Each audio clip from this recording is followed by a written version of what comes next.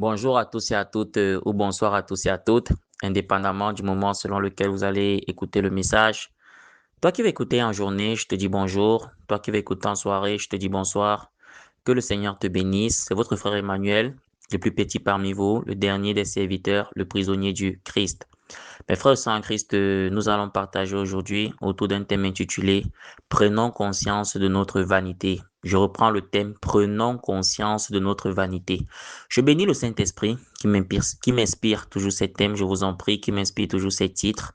Je suis toujours le premier surpris et l'un des premiers moi-même à réécouter après. Donc toute la grâce au Seigneur, toute la grâce à l'Esprit Saint qui nous permet de partager. Donc le thème c'est Prenons conscience de notre vanité.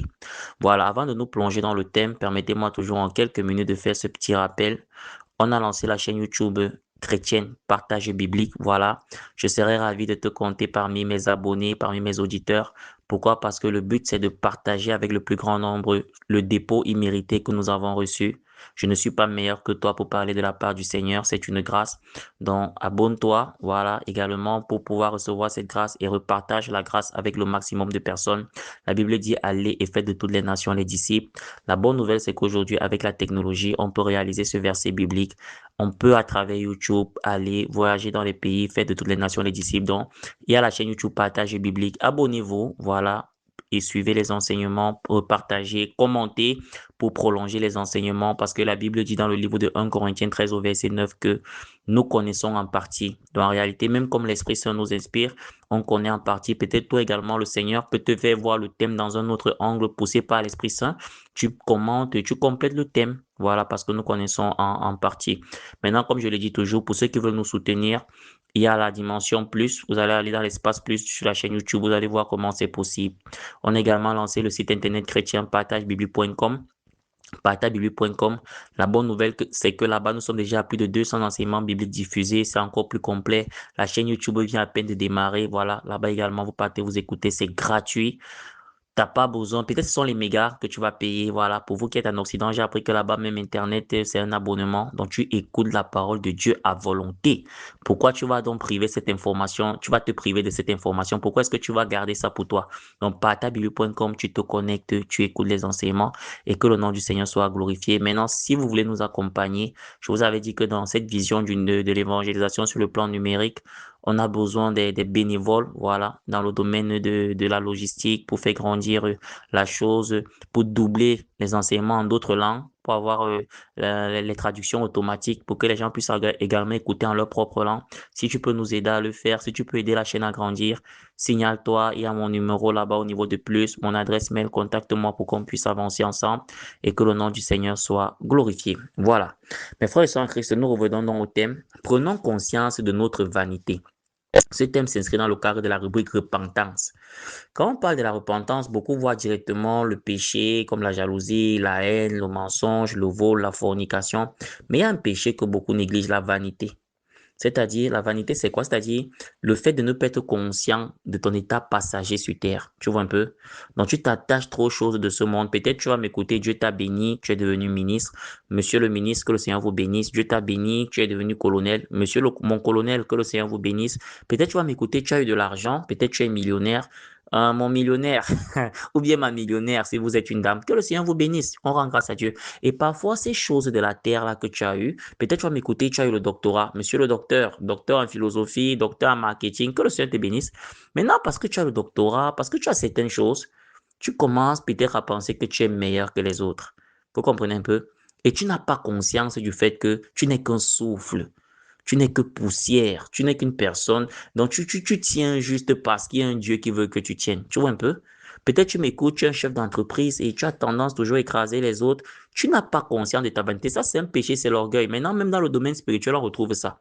Peut-être tu m'écoutes, le Seigneur t'utilise puissamment dans les dons spirituels. Tu pries, les gens sont guéris. Le don de prophétie, tu parles de la part du Seigneur. Tu as une méga church. Aujourd'hui, les gens parlent des méga church. Une église de 5 000 personnes, 15 000 personnes. Tu es un enfant de Dieu, je ne sais pas comment, un serviteur reconnu. Tu voyages. Voilà, parce que les serviteurs de Dieu ont souvent ces complexes-là. Hein. Tu voyages dans le monde entier. Tu es dans les jets privés. Dieu t'a béni. Et tu vois, tu oublies que tout ça peut s'arrêter. Tout ça peut s'arrêter en 5 minutes. Mais ça va, tu comprends un peu. Et tu plonges dans la vanité, tu vois. Les gens commencent même à t'adorer. Tu vois un peu. Il y a des personnes qui pensent que si elles ne te rencontrent pas, leur vie ne peut pas. Donc, Jésus est mis de côté. Maintenant, c'est toi que les gens adorent. Oh, Jésus agit juste à travers toi. Et toi, tu prends cet orgueil-là, tu parles avec condescendance, tu vois un peu. Donc, ça, c'est un péché.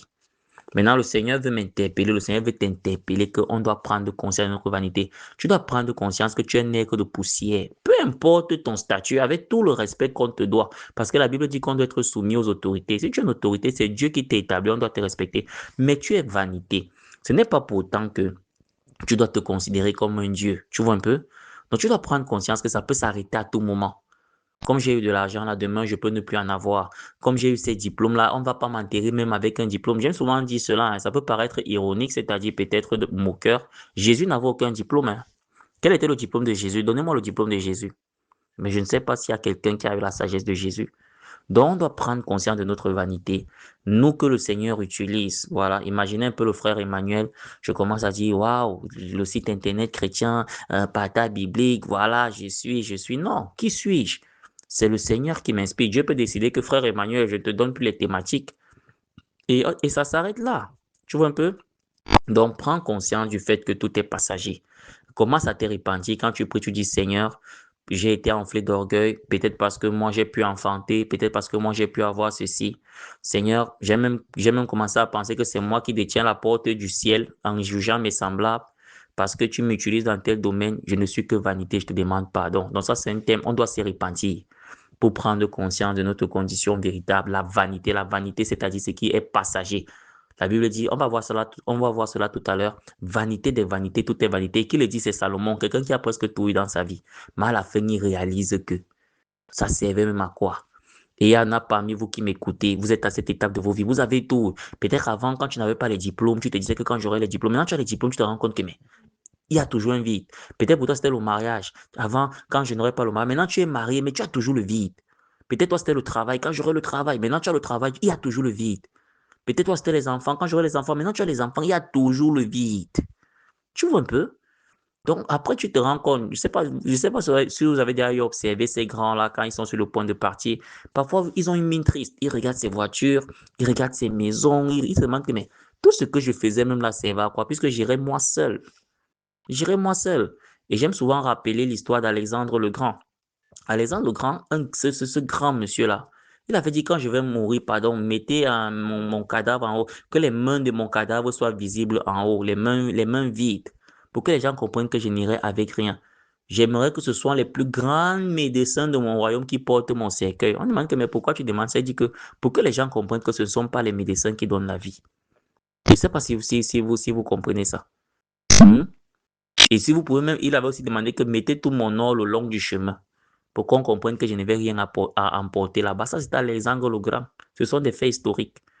Donc, prenons conscience. Quand tu prends conscience de la vanité, que tout est passager, voilà, tu deviens humble. Tu comprends que, ok, si j'ai eu cette grâce, c'est juste une grâce. Je ne suis pas meilleur que l'autre. Et quand tu es humble, la Bible dit que Dieu résiste aux orgueilleux, il fait grâce aux humbles. Plus tu es humble, plus Dieu va t'utiliser.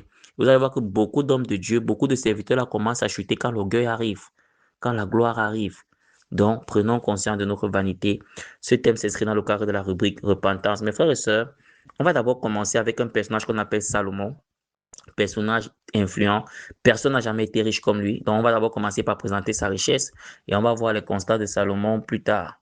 Donc, on va d'abord lire 1 roi 10 au verset 14. Quand tu veux voir la richesse de Salomon, va lire 1 roi 10, 14, 1 roi 10, 21, 1 roi 10, 26. Pour comprendre ces choses-là, peut-être toi, tu vas m'écouter. C'est pourquoi l'esprit me dirige. Moi, l'esprit qui me dirige, quand je partage avec vous, l'esprit me dirige vers quelqu'un qui a beaucoup d'argent. L'esprit me dirige vers quelqu'un qui a une grande position. Ce thème également vous concerne, monsieur. Prenez conscience de vos vanité. L'esprit me dirige vers une dame qui est puissante aux yeux des hommes. Peut-être une dame qui fait les affaires, qui a beaucoup d'argent. Madame, prenez conscience du fait que Dieu vous a béni, mais tout est passager. Donc, regardez dans Salomon, 1 roi 10, verset 14. Le poids de l'or qui arrivait à Salomon chaque année était de 666 talents d'or. Donc, chaque année, le gars avait 666 talents d'or, mes frères. Regardez la richesse de quelqu'un. 1 roi 10, verset 21. Toutes les coupes du roi Salomon étaient d'or. Toutes les coupes, c'est-à-dire que chez lui, quand tu arrivais chez lui, tout était en or. On poursuit. Et toute la vaisselle de la maison de la forêt du Liban était d'or pur. On précise que l'or était pur. tout, l'or pur chez quelqu'un. Rien n'était d'argent. Il n'y avait rien d'argent chez lui. On s'en faisait aucun cas. On n'en faisait aucun cas du temps de Salomon. Donc, tellement, c'était même devenu banal que c'était normal. Donc, tout chez lui était d'or, l'or pur. Salomon. On poursuit maintenant avec 1 roi 10 au verset 26. Salomon rassembla des chars et de la cavalerie. À l'époque, c'était pas les voitures. Quand on dit les chars, bon, si je peux faire une certaine modulation avec notre époque aujourd'hui, on peut parler de ces voitures. Peut-être toi, tu m'écoutes, tu as des Mercedes. Alléluia. Hein? Je ne dis pas que c'est mauvais. Je bénis Dieu pour tes Mercedes. Peut-être toi, tu m'écoutes, tu as un parking de 50 voitures. Que le Seigneur te bénisse. Mais comprends que tu ne vas t'enterrer avec rien. Donc, reste humble. Prends conscience que c'est vanité. La voiture, ça va passer. Tu comprends un peu? Voilà. 1 roi 10, verset 26. Salomon rassembla des chars et de la cavalerie. Il avait, écoutez Salomon, il avait 1400 chars. 1400, donc 1400 chars. Donc, on essaye de faire la correspondance avec le 21e siècle. On pourrait dire qu'il avait 1400 voitures. Je ne sais pas si de nos jours, il y en a quelqu'un qui a 1400 voitures. Ça n'existe pas. Peut-être toi, tu m'écoutes, tu as 50 voitures, tu as 100 voitures, tu es un collectionneur, tu as 200 voitures, tu as 500 voitures. Le gars avait 1400 voitures. Parce que j'essaie de faire la correspondance. Quand on dit 1400 chars, voilà quelqu'un qui avait 1400 voitures. Je ne sais même pas s'il y a un parking où on pouvait garder tout ça. Est-ce qu'il y a un parking qui peut contenir? Voilà, si tu connais un parking qui peut contenir 1400 voitures, un parking personnel, voilà, tu vas mettre en commentaire. Salomon rassembla des chars et de la cavalerie. Il avait 1400 chars, 1400 voitures et 12 000 cavaliers. C'est-à-dire, on peut assimiler les cavaliers aux chauffeurs. Il avait 12 000 chauffeurs. Imagine quelqu'un qui a 1400 voitures et 12 000 chauffeurs pour lui. Je n'ai pas dit 5 chauffeurs. Peut-être toi, tu m'écoutes, tu as 5 chauffeurs.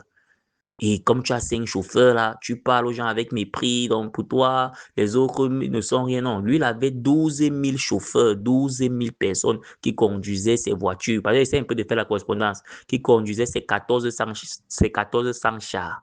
12 000. On poursuit. Qu'il plaça dans les villes où il tenait ses chars et à Jérusalem près du roi. Ici, Salomon ne s'est pas encore détourné de Dieu.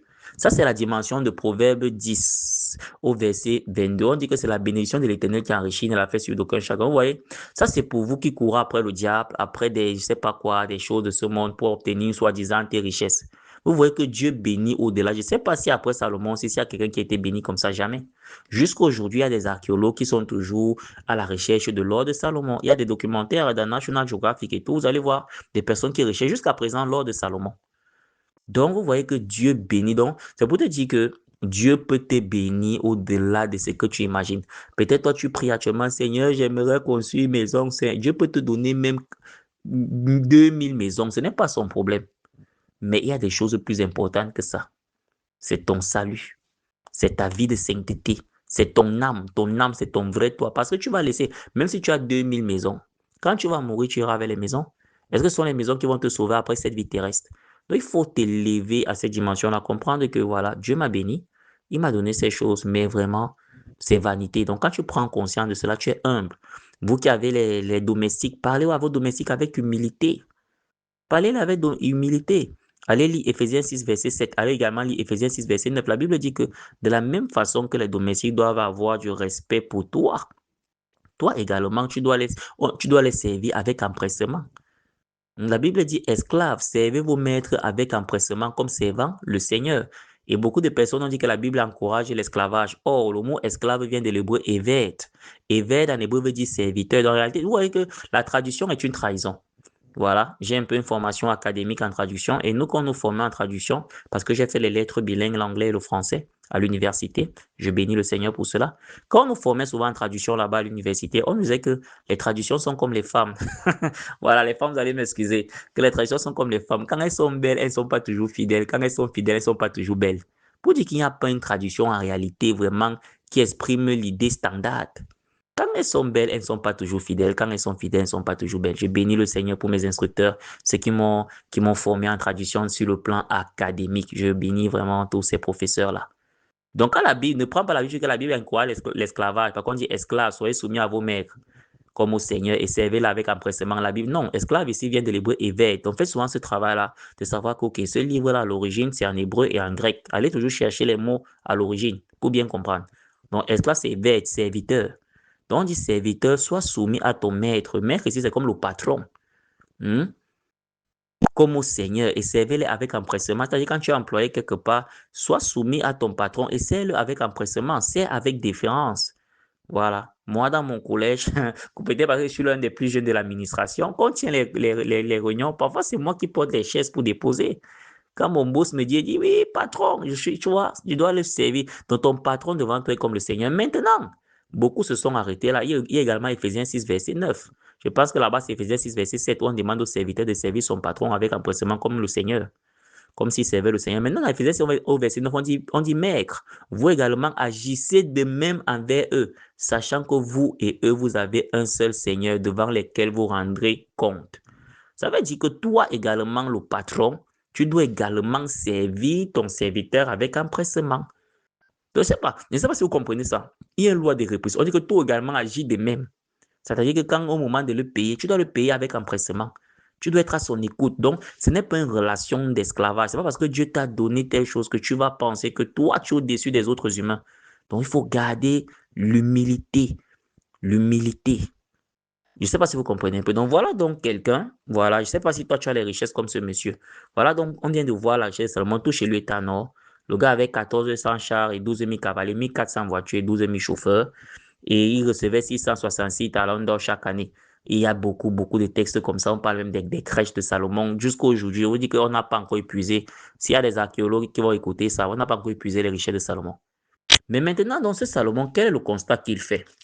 Le thème, c'est prenons conscience de notre vanité. Prenons conscience de notre vie passagère, si tu veux. Je vais reformuler comme ça. Hein. Prenons conscience de notre vie passagère. Prenons conscience qu'on est de passage. Quand tu prends conscience de cela, tu es humble. Tu vois un peu, tu n'es pas intelligent parce que les autres sont idiots. Non, c'est une grâce que Dieu t'a donnée. Et maintenant, tu dois mettre ce que tu as au service des autres. C'est aussi simple que ça. La vie, c'est l'équilibre. Toi, tu as quelque chose que l'autre n'a pas. L'autre a quelque chose que toi, tu n'as pas. On se met ensemble et on avance. Vous comprenez un peu? Moi, par la grâce de Dieu, on a monté Partage, la chaîne YouTube Partage Biblique. J'ai besoin de vous pour avancer avec ce projet. Dieu me donne les enseignements, Dieu me donne l'inspiration pour partager. Est-ce que c'est encore moi qui sera là pour que la chaîne grandisse, pour aller voir la logistique, pour faire la technique, tout ça? Non. J'ai également besoin de vous. Vous comprenez un peu? Donc, c'est ça. C'est ça la vie en Christ. Il faut te repentir. Si tu pensais que parce que tu as des choses, tu es supérieur, non. Commence à demander pardon à Dieu. Moi-même, le premier. Tout à l'heure, là, je vais demander pardon. Et peut-être il y a des domaines de ma vie où je me suis cru que je n'ai pas eu conscience de ma vanité. Ecclésiaste 1, verset 2 au verset 4. Voilà donc quelqu'un, l'homme le plus riche de la planète de tous les temps. Il fait un constat au soir de sa vie. Un constat que peut-être toi qui m'écoutes, tu es en train de faire. Tu regardes tes voitures comme ça, tu regardes tes maisons, tu regardes tes terrains, tu regardes comme ça, tu dis, mais finalement même, je vais partir, je vais laisser tout ça. Ecclésiaste 1, verset 2 au verset 4. Vanité des vanités, dit l'Ecclésiaste. L'Ecclésiaste ici renvoie à Salomon quelque part. Vanité des vanités, dit l'Ecclésiaste. Vanité des vanités, tout est vanité. Donc, passager de passager. Donc, j'essaie un peu de reformuler. Passager de passager, tout est passager. Passager de passager, tout est passager. Donc, tout passe, tout passe. Quand tu comprends ça, tout passe. La gloire passe, mon frère. La gloire passe. Le mariage passe. Les enfants passent. Les comptes en banque passent. Passe, tout passe. Donc, il se rend compte de cela au soir de sa vie. Il dit, vanité des vanités, dit l'Ecclésiaste, vanité des vanités, tout est vanité. Verset 3. Ça, c'est Ecclésiaste 1, verset 2, verset 4. Voilà les versets que tu dois garder pour garder l'humilité dans la vie. Hein. Ecclésiaste 1, verset 2, verset 4. La vanité, c'est le passage, ce qui est passager. Vanité des vanités, dit l'Ecclésiaste, vanité des vanités, tout est vanité. Verset 3. Quel avantage revient-il à l'homme de toute la peine qui se donne sous le soleil? Il demande que, mais toute la peine même qu'on se donne là, l'avantage même c'est quoi? Verset 4. Une génération s'en va, une autre vient et la terre subsiste toujours. C'est la vie. Une génération ça va, on va partir. Une autre génération va venir, la terre sera toujours là jusqu'à ce que le Seigneur reviendra. Donc pourquoi est-ce que je dois écraser les autres aujourd'hui alors que moi-même je vais partir? Donc c'est le constat de Salomon après avoir tout eu. Donc, prenons conscience de notre vanité, repentons-nous par rapport à notre vanité. On poursuit avec le passage de Psaume 144 au verset 4. Je bénis Dieu pour ce passage. Je l'ai découvert dimanche à l'église. Voilà. En passant, je vais partager avec vous un mystère. Mystère vient de mysticus en grec qui signifie chose cachée. Mon frère, ma sœur, il y a des passages bibliques que tu ne vas que découvrir à l'église auprès de l'Assemblée des saints. Donc, il y a des choses, parfois tu vas aller à l'église comme ça, là, tu découvres un passage, c'est bien d'aller à l'église. Donc, à l'église, il y a la révélation également là-bas. Dans l'assemblée des saints, il y a la parole de Dieu. Tu vois, peut-être c'est un passage que j'avais lu, j'étais passé, mais quand j'étais à l'église dimanche, je suis tombé dessus. Et je pense que c'est là où ce thème a commencé à naître dans mon esprit, quand on l'a lu à l'église. Voilà. Si j'étais resté chez moi dimanche, est-ce qu'on serait en train de partager ceci? Je ne pense pas. Psaume 144, verset 4. L'homme est pareil à un souffle. Sa vie passe comme une ombre. Quand on dit l'homme ici, je vous le dis toujours, on a la révélation dans Genèse 2, verset 23. Qu'est-ce que dit Adam? Voici cette fois-ci celle qui est os de mes os, chair de ma chair. Donc dans l'homme, il y a la femme. Donc femme, c'est un peu comme si on dit que la femme est pareille à un souffle. Sa vie passe comme une ombre. Donc l'homme, c'est comme si, regarde un peu ton souffle là. Tout à l'heure, là, quand tu vas finir d'écouter souffle, tu vois vraiment c'est passager, non? C'est comme ça que toi également tu es. Psaume 144 au verset 4, l'homme est pareil à un souffle. Sa vie passe comme une ombre. Sa vie passe comme une ombre. Pourquoi est-ce que je dois donc écraser mes semblables si je suis pareil à un souffle? Ça, c'est une question. Je ne suis qu'un souffle. Psaume 144, verset 4. L'homme est pareil à un souffle. Sa vie passe comme une ombre. Psaume 144, verset 4. Nous poursuivons au nom puissant du Seigneur Jésus-Christ. Nous allons maintenant poursuivre avec le passage de Jacques 4, verset 14 au verset 15. Jacques 4, verset 14 au verset 15. Le thème, c'est prenons conscience de notre vanité. Ce thème s'inscrit dans le cadre de la rubrique repentance. Donc, quand tu pries, repens-toi pour les choses que tu as estimées, pour les fois que tu t'es estimé meilleur, parce que tu as les chaussures, parce que tu as la dernière jupe, tu as la dernière jupette, tu as, je sais pas quoi, tu as payé la dernière voiture. Non, tu dois te répandre pour ça. Tu ne prends pas, tu n'as pas pris conscience que tu n'es qu'un souffle. Toi qui conduis la voiture là, du jour au lendemain, tu peux partir. Tu ne dois pas t'attacher à ces réalités. La Bible pourra donc dire, dans le livre de Colossiens 3 au verset 2, attachez-vous aux choses d'en haut et non à celles qui sont sur la terre. On ne t'a pas dit de ne pas aimer les choses de la terre forcément. On ne t'a pas dit de ne pas voir les choses de la terre, non. Je ne t'ai pas dit qu'avoir une voiture, c'est mauvais, des villas, c'est mauvais. Mais maintenant, tu ne dois pas t'attacher à ces choses, c'est vanité. On ne va pas t'enterrer avec la villa. Tu comprends un peu? Donc, tu dois t'attacher plutôt aux choses d'en haut. Tu dois t'attacher à ta relation avec le Saint-Esprit. Tu dois t'attacher à la prière. Tu dois t'attacher au jeûne. Tu dois t'attacher à la méditation. Tu dois t'attacher à la vie de sainteté, la sanctification. Voilà les choses auxquelles tu dois t'attacher. Tu dois t'attacher aux dons spirituels. Tu dois t'attacher au partage de l'enseignement. Voilà. Parce que c'est ça qui est éternel après nos remords là. Quand tu vas lire Jean 11, verset 25, Jésus dit, je suis la résurrection et la vie. Celui qui croit en moi vivra même s'il meurt. Donc la croyance en Jésus prolonge ta vie. Quand tu vas lire le passage de Luc 23, verset 39 à 45, Jésus a dit quoi? Celui qui était condamné à côté de lui, ce soir même tu seras avec moi au paradis. Quand il a confessé Jésus, quand il a reconnu que lui, il est mauvais, tu vois un peu, il a reconnu sa vanité, il a dit que non, celui-ci est saint, nous on a dérangé. Jésus a dit que tu seras avec moi au paradis ce soir. Il n'a pas dit que tu seras avec moi avec ta maison au paradis. Donc il y a l'essentiel. L'essentiel, ce sont nos âmes.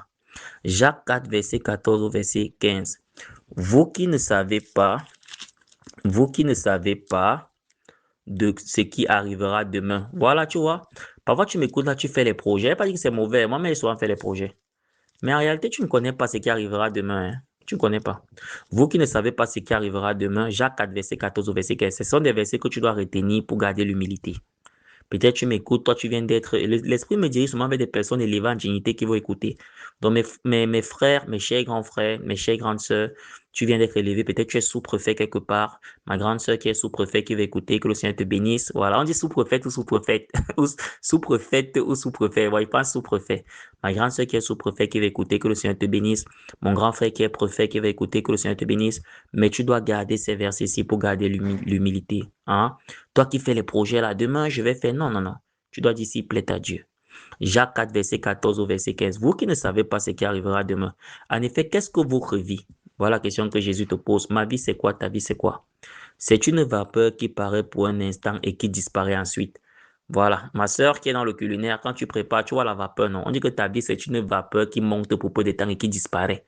Quand tu fais le riz là, quand tu essayes de bouillir le riz là, tu vois la vapeur qui monte et après ça disparaît. C'est comme ça que ta vie est. Donc, on dit c'est une vapeur qui monte pour peu de temps, ou bien la Bible dit même pour un instant. C'est une vapeur qui paraît pour un instant et qui disparaît ensuite.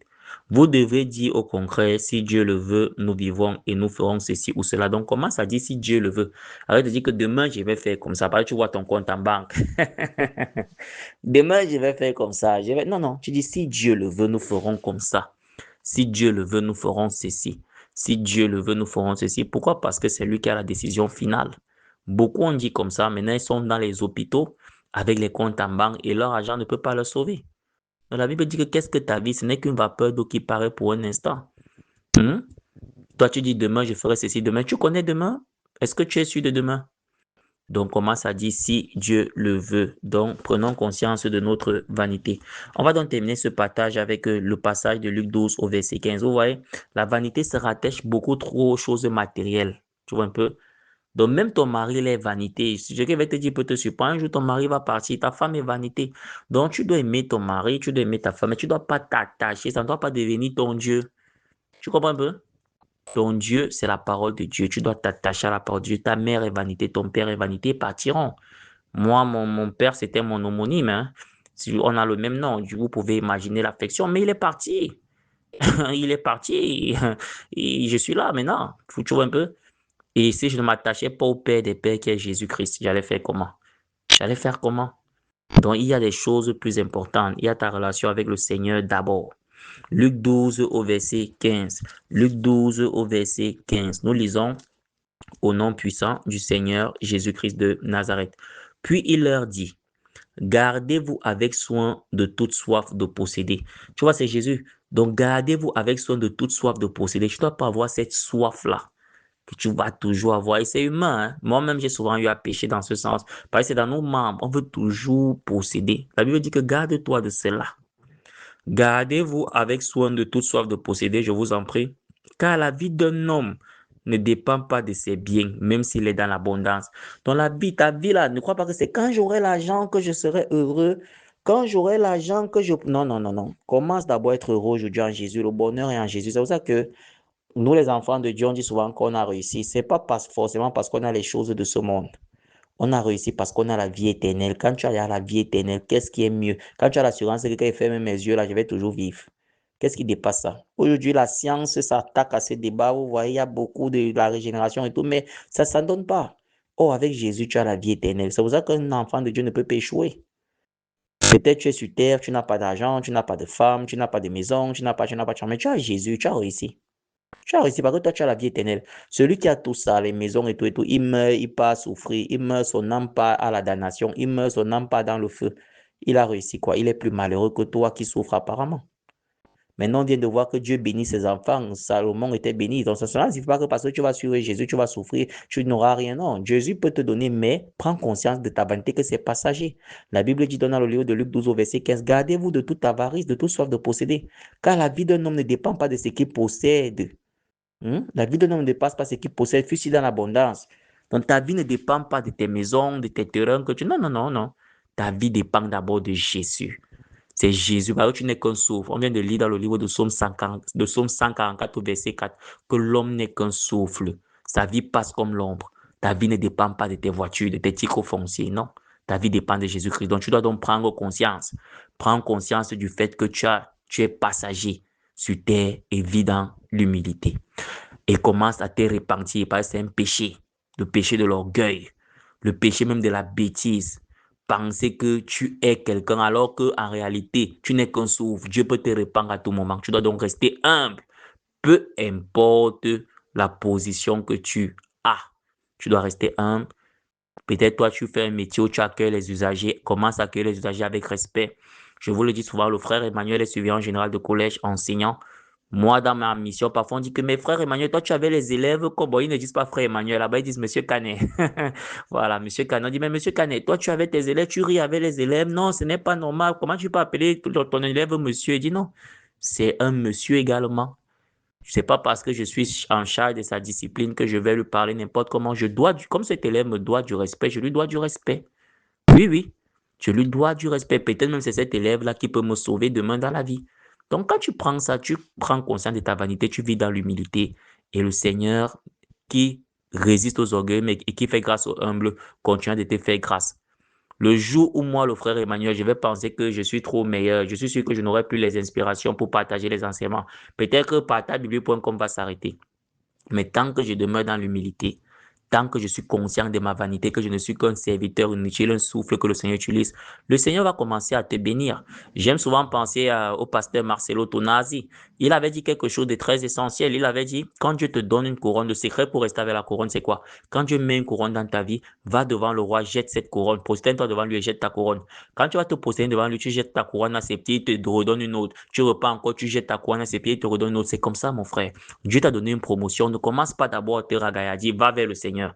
Tu te prosternes devant le Seigneur. Merci. Toute la gloire à toi. Je viens de redopter. Je viens d'avoir cet examen. Je viens d'avoir la licence. Je viens d'avoir ce baccalauréat. Toute la gloire à toi. Oh Seigneur, je viens d'avoir ce partenaire qui soutient mon ministère à hauteur de 100 000 euros, 100 000 $. Toute la gloire à toi. Toute la gloire à toi. Quand tu fais comme ça, Dieu te donne encore l'autre. Dieu te donne encore l'autre.